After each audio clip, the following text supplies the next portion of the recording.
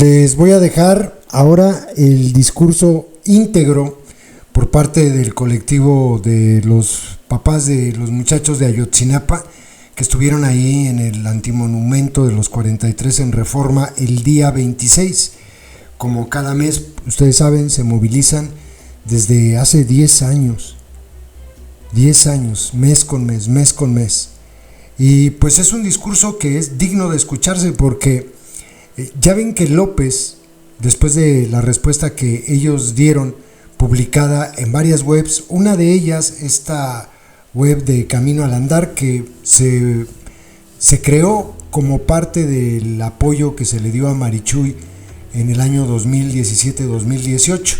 Entonces se publicó ahí, pero es que también la publicaron en otros sitios, y López descalificó la respuesta de los padres diciendo, pero creo que finge, todo lo que rodea a López es mentira, simulación.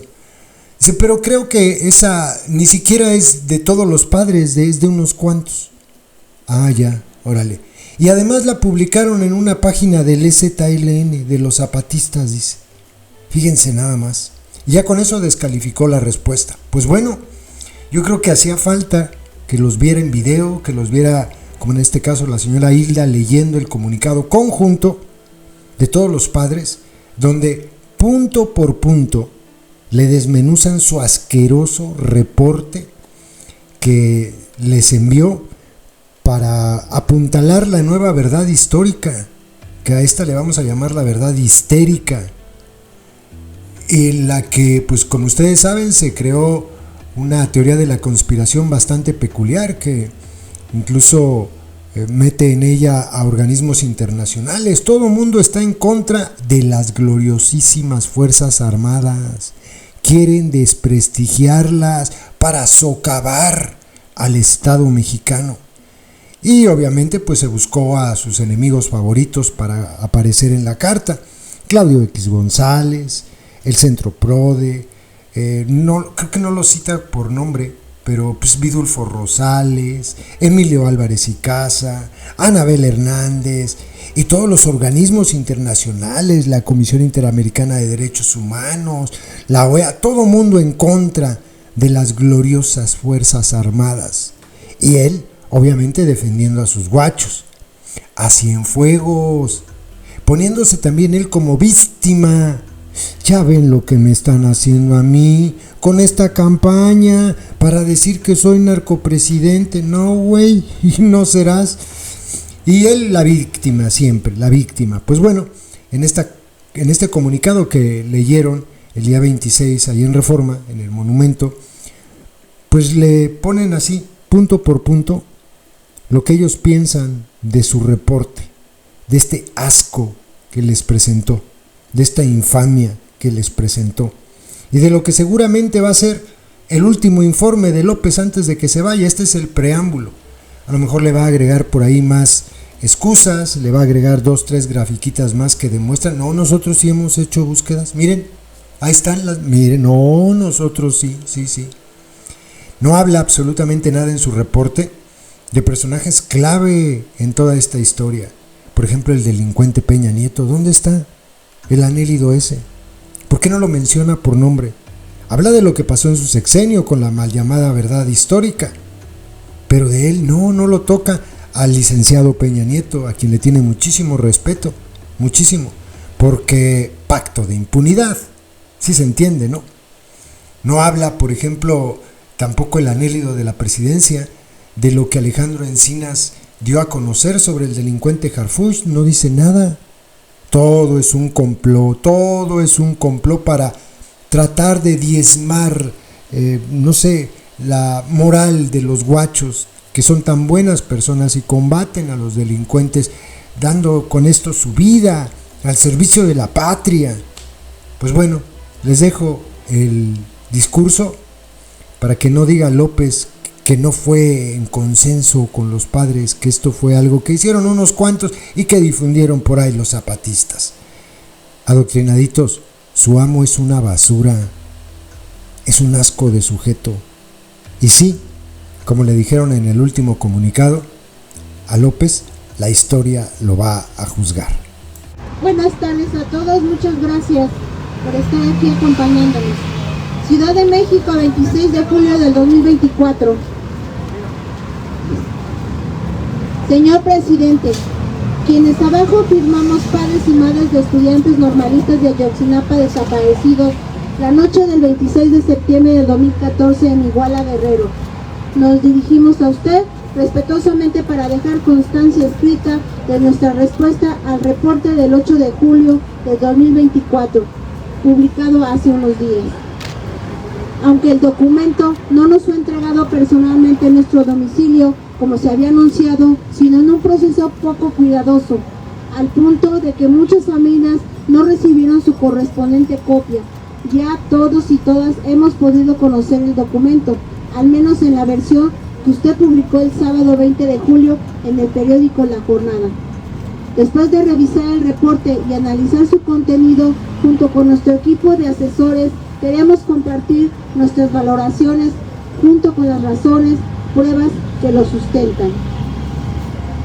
Somos los primeros en reconocer que al inicio de su gobierno, su voluntad de reabrir la investigación en el caso de nuestros hijos se tradujo en avances que no se habían logrado sin su voluntad.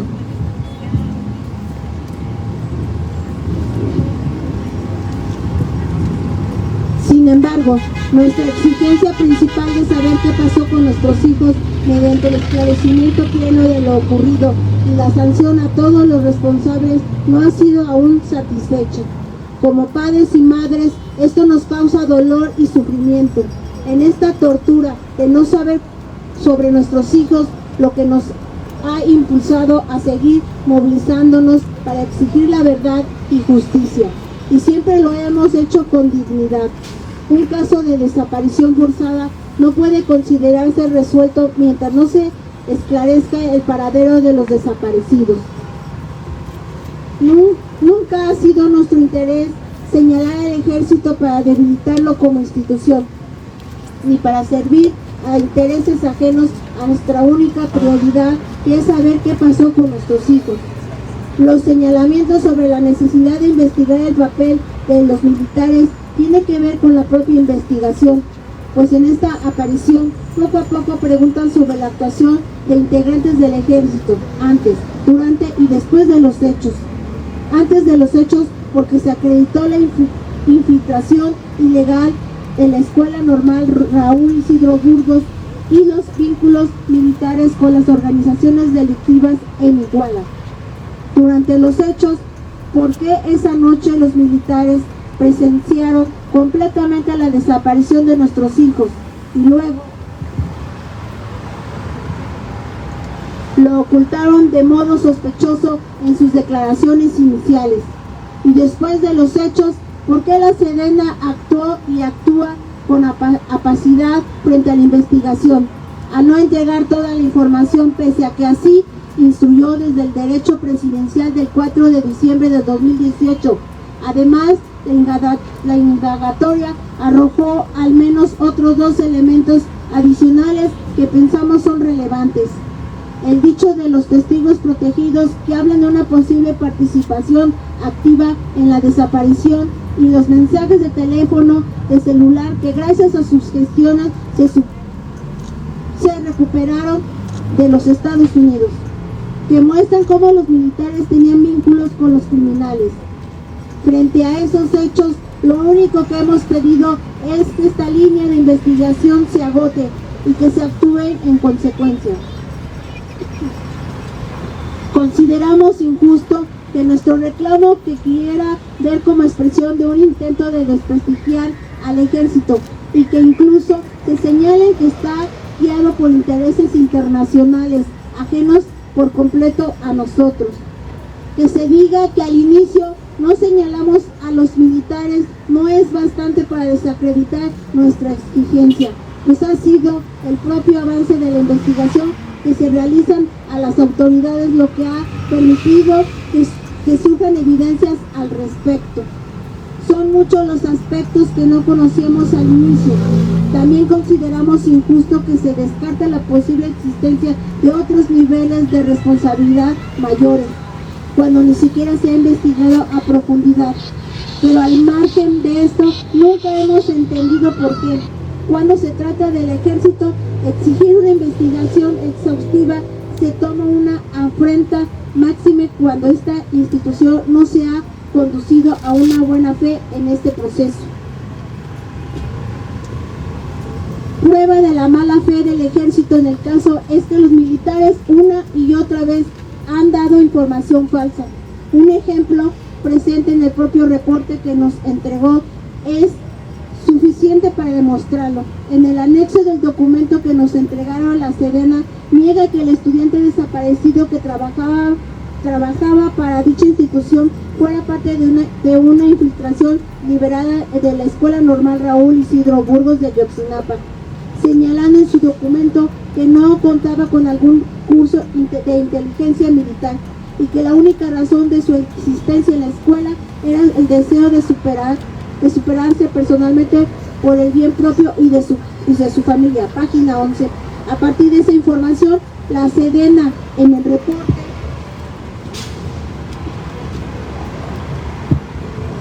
reporte presidencial se nos dice que el mencionado compañero, quien tiene desde luego todo el derecho a ser buscado, y sus familias toda la legitimidad de víctimas, no contaba con adiestramiento en materia de inteligencia militar, ni mucho menos era un infiltrado, sino que se trataba de un joven que había recibido autorización de su comandancia para estudiar en la escuela, como parte del deseo de superarse y convertirse en maestro rural. Página 8.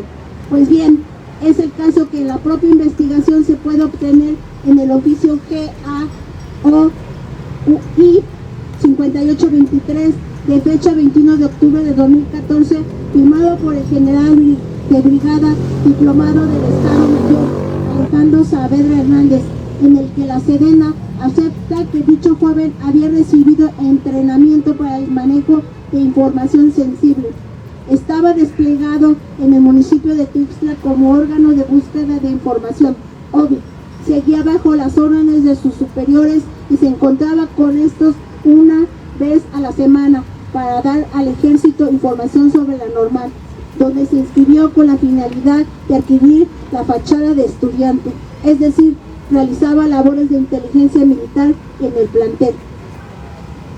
Tanto así que el mismo documento refiere como, tras los hechos, se ordenó una intensiva vigilancia sobre sus familiares, siendo este el caso y existiendo el referido documento. Solo abona nuestra desconfianza que el ejército le mienta a usted, a nosotros, al pueblo de México, y en su último informe es por conductas institucionales tan desleales como esta que aquí referimos solo para ejemplificar y que han sido sistemáticas en nuestro caso durante toda una década. Estimamos acreditada la mala fe del ejército, lo que nos lleva a seguir insistiendo en que se investigue realmente a fondo la actuación de sus elementos.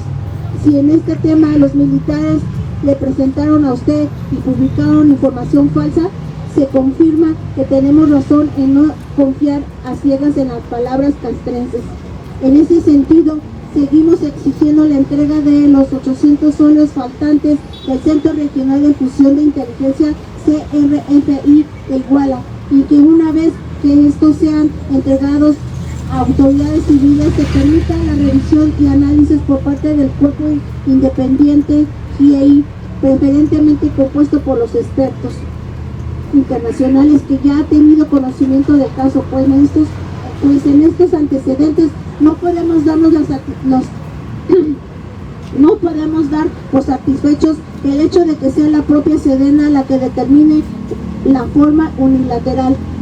¿Cuáles de estos folios tienen que ver con el caso? ¿Cuáles no? Y cuáles supuestamente son de seguridad nacional, como nos han dicho. Por todas estas razones consideramos que sigue siendo fundada nuestra exigencia y que no debe trivializarse señalando que es producto de la ideología o de la injerencia de interés ajenos al proceso. Recordamos además que esta exigencia nunca ha implicado que dejemos de demandar también que se investigue a las otras corporaciones y actores civiles criminales implicados en la desaparición de nuestros hijos y en su posterior encubrimiento.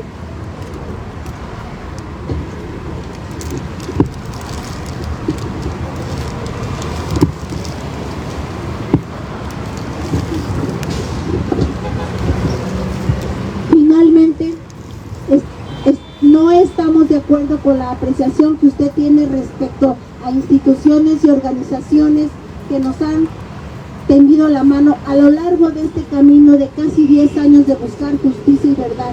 Los organismos internacionales de derechos humanos no buscamos debilitar al Estado mexicano, sino quisieron apoyarlo.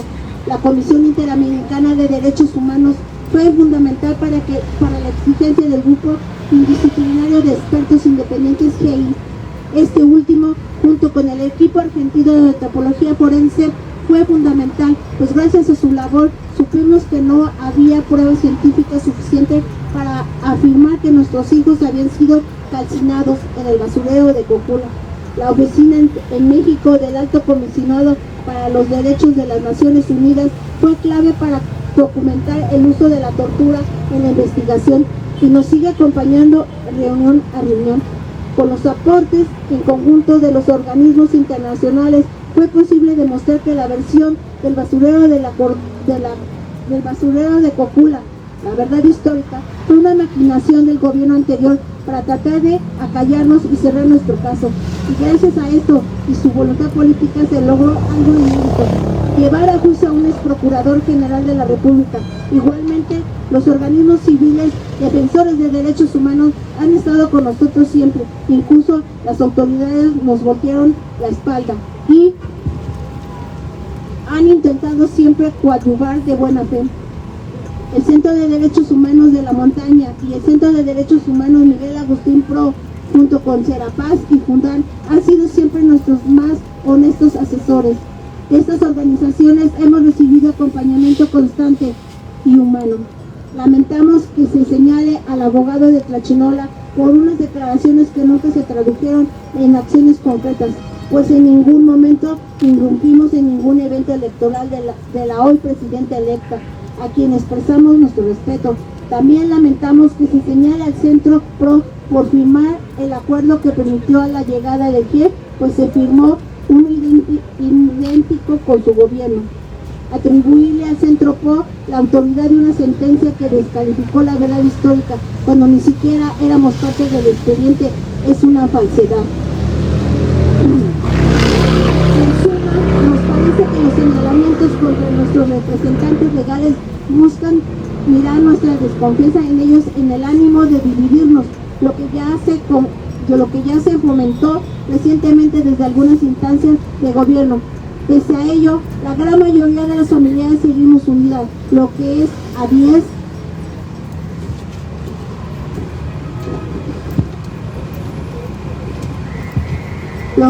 10 años en sí mismo un logro, pues usted también lo ha experimentado. Luchar no es fácil y el riesgo de las divisiones siempre es alto. En cuanto al resto del reporte, respetuosamente consideramos que nos distrae de lo esencial y que no abona al objetivo que buscamos. Tenemos 10 años luchando por nuestra salud física y mental mermada, y es triste que terminemos este sexenio debatiendo sobre una conspiración internacional contra el ejército que no existe. Este sentido ni siquiera tenemos relación con muchas de las personas y situaciones mencionadas en el reporte. Las hipótesis que quisiéramos conocer son relacionadas con lo que ocurrió a nuestros hijos.